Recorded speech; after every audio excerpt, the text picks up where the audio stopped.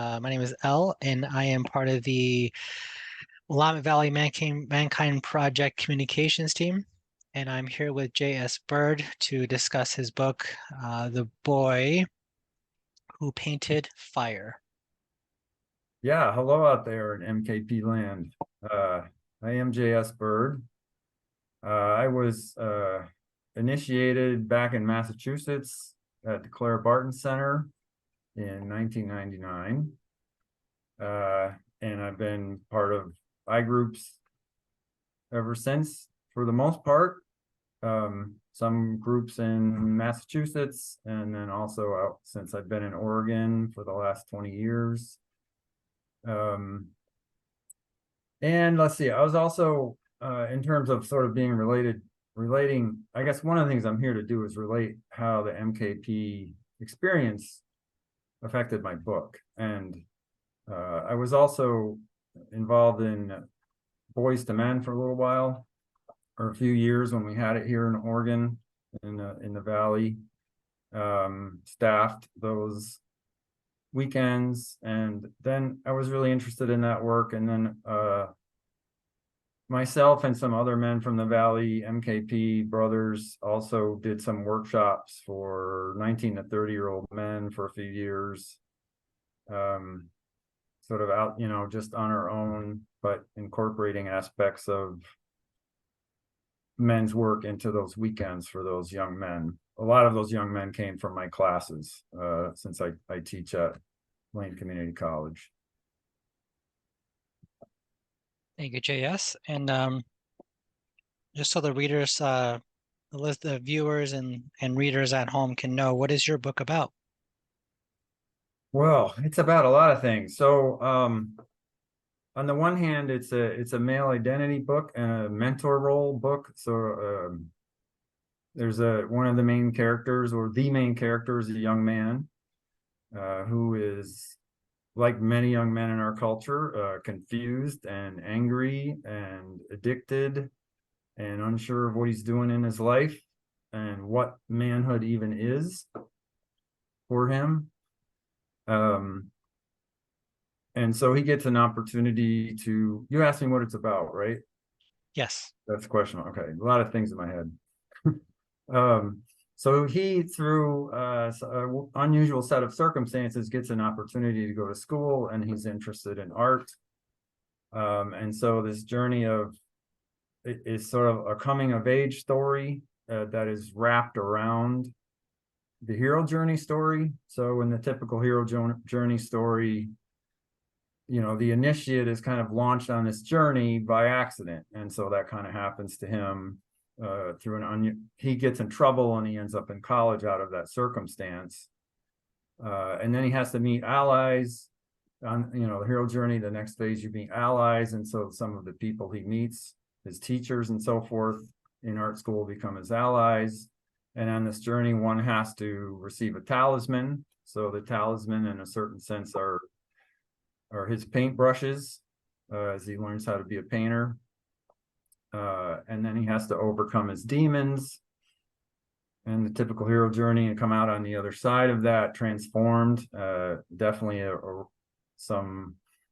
there's a element of redemption woven into the book. I very much wanted to have redemption and that story of going through the trial and coming out the other side. So it's a coming of age story in an art school, revolving around the hero journey story, and it's definitely a male identity story as well.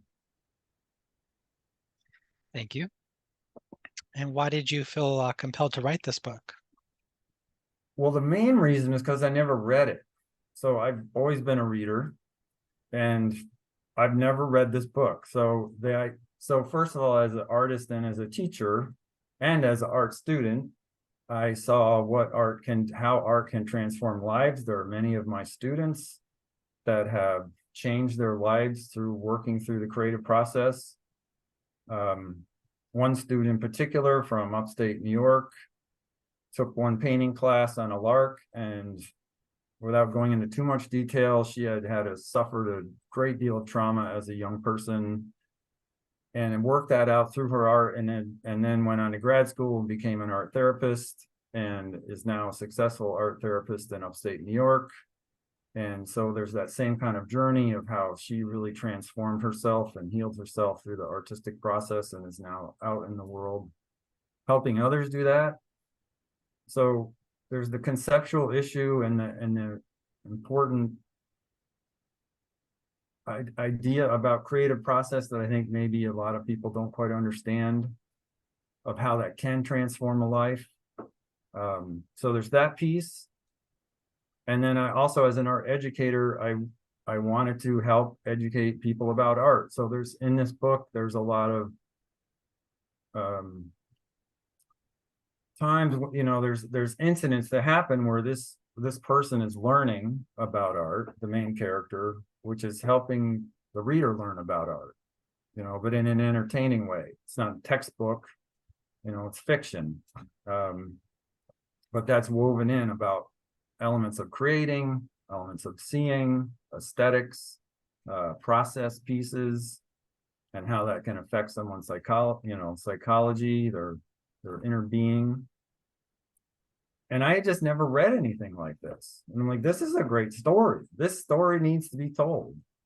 And so I'm like, yeah, I guess I'm going to have to write it. Nobody else did. And I guess I was uniquely qualified, both as an art student and a teacher, to see both sides of this journey, right? The mentor and the mentee. That's wonderful. Thank you. And what do you feel readers will gain from reading your book? Well, hopefully they'll be entertained, first of all. So it's written in the first person. And one of the things I wanted to do was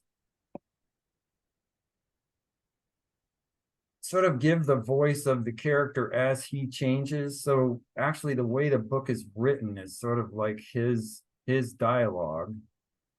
And in the beginning, it's pretty rough. It's kind of simple. It's fairly judgmental because that's who he is. And as the reader goes through the journey of the book, the language changes because the character's changing. So the tenor of the book changes. So it's sort of like the reader gets to go on this journey with this person from one way of being to another way of being. There's also a love story woven in. So for people who like love stories, and this, I'm going to bring this back to MKP because very prevalent in this book are the concept of the shadow warrior and the shadow lover. So in the beginning, as many young men are, this character, John, he's very much caught up in the shadow warrior and the shadow lover. He is an addictive lover, but he's impotent at the same time in terms of once, you know, he always wants a conquest, but then he doesn't know what to do. Once he gets the conquest, he doesn't know how to relate to the feminine or to women. He's a bully when he's like outside, but when he's in school, he's kind of passive and he's scared. So all of those shadow archetypes are woven into who he is in the beginning, and as go on this journey, part of it is moving towards the fullness of those archetypes and how he goes through that journey as well. Just definitely part of, you know, the influence from MKP in the book and in me. So the love story is in the beginning, he gets involved with somebody that's not gonna do him well, is not gonna serve him. That relationship is not gonna serve him. It's a shadow relationship. And then there's another character that he gradually starts to see in a different way as he grows. And so that love story evolves over time. And then the other thing, of course, is to learn, I don't know if learn's the right word, but to be in the world of creativity, to be in the world of art.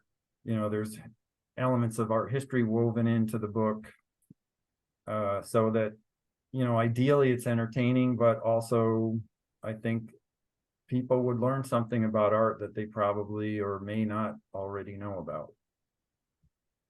And that's one of the comments I get a lot, you know, about people who have read the book. Thank you. Did you learn anything about yourself through writing this book?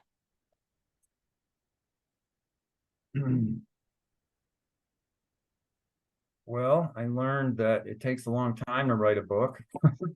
So it was my third job. So my first job was a teacher. My second job was an artist. Actually, some of my art behind me. And then the third job was to write the book. So I wrote most of the book in the summer, or actually a lot of it on spring break. I would go to retreat at the Oregon coast and write for the whole week. And so it took 10 years to write and rewrite and rewrite and rewrite the book. That's kind of a novice writer. And because of the story, the first version of the book was more autobiographical. And as I weeded that out, the book got better.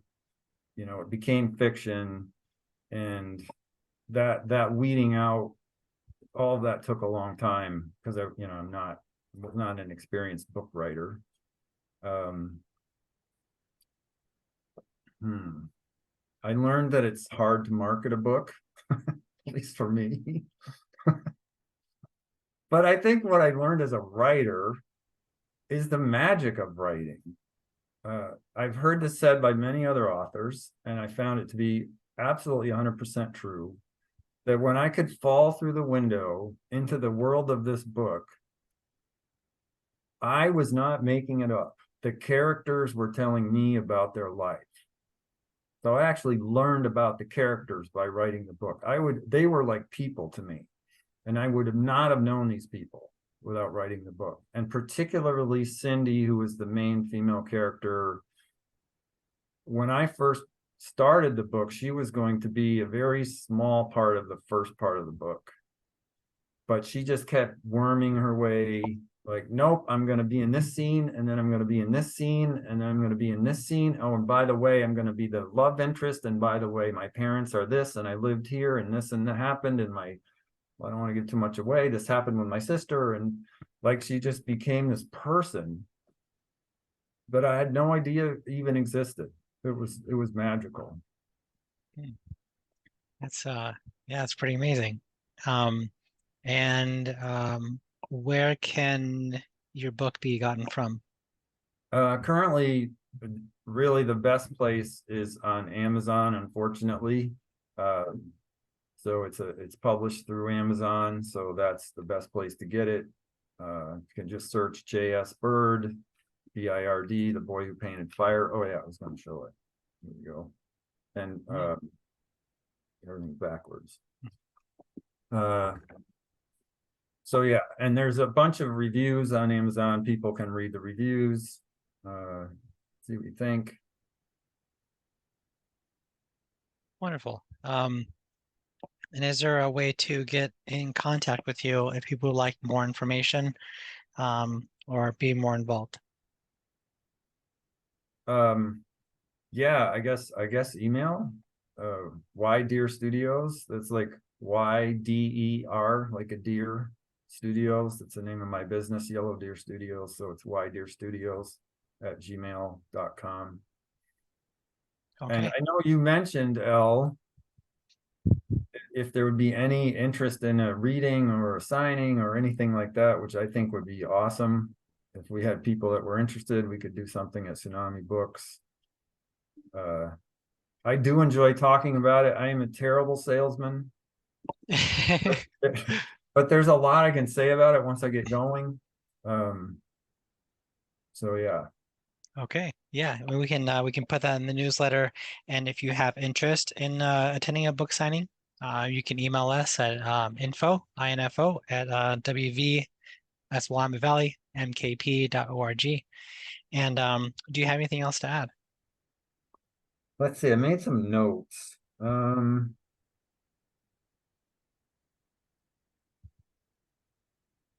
Well, yeah, the other thing I would like to add is, I mean, ideally, this book was geared towards young men as an audience, which is not a great marketing scheme because many young men don't read. But that would be ideal audience. And so I guess what I would love is that if there are men who have young men in their lives, or sons or nephews or grandsons or whoever, that you might share this book. Like, what if you read it together?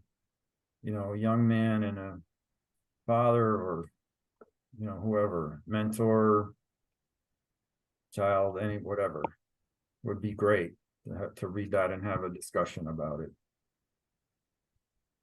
And I would say, you know, it's not really meant so much for young adults. I would definitely say, you know, 18 or over would make more sense for. Okay. Anything else you'd like to add? I guess that's it for now. Okay. Well, I do appreciate your time today, JS, and this concludes our interview. Well, Oh, yes, and I do have yes. one thing. So I do want to thank you, Al, for your interest and for, you know, setting this up and giving me this opportunity. So I really appreciate that. Thank you. Yeah, it's an honor to actually interview a local author. Yeah. Usually the authors we have on here, they're people somewhere. So it's nice to see a local author who we can actually talk to and get more insight. So I think it's really important. And it's nice that it can incorporate nicely within the work that we're already doing. Yeah, I could not have written this book without my experience at MKP. Not to the level and depth that it's written. Mm. Yeah, it says a lot about the work that we're involved in. So um, I really appreciate it. And again, this is about the boy who painted fire by J.S. Bird. If you have any questions, you can email JS, or you can email us at info@wvmkp.org. Appreciate your time today, Yeah. JS, and yeah, I look forward to hearing more about it. All right. Bye. Bye, everyone.